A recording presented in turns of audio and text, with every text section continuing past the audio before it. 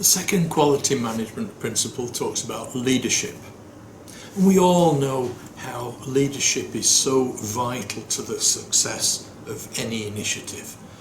If top management and leaders in general are not on board and they're not fully committed, then it's very difficult for lower levels of the organisation to realise their commitments and their expectations as far as quality is concerned.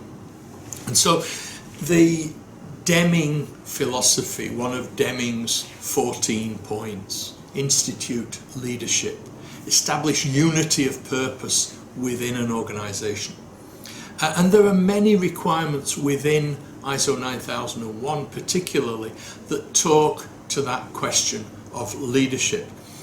The actual quality management principle, and I'll quote from it now, says that leaders at all levels establish unity of purpose and direction and create conditions in which people can become engaged in achieving the organisation's objectives.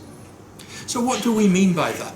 Very important phrase there, leaders at all levels. We're not just talking about top management.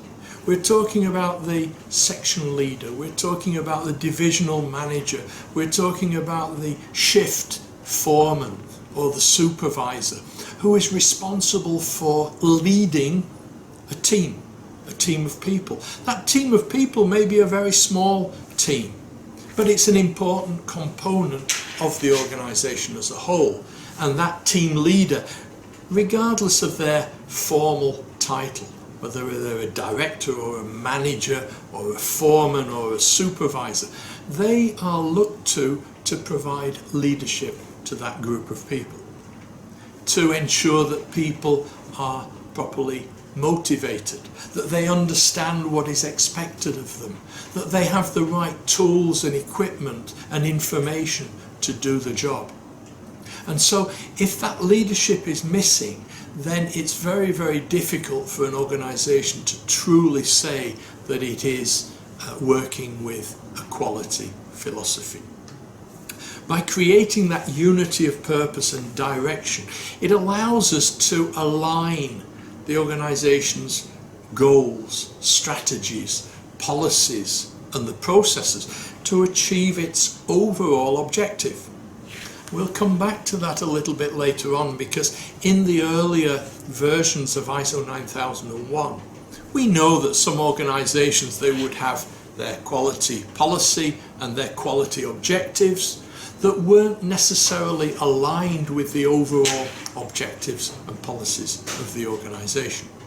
And so in the year 2015 version of ISO 9001, we made it very clear that quality policies and objectives and environmental policies and objectives in the case of ISO 14001 and health and safety policies and objectives have to be aligned with and consistent with the overall strategies and policies of the organisation.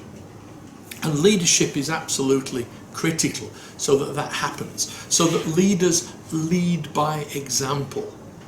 It's not just saying to people, you must do this and you must do that.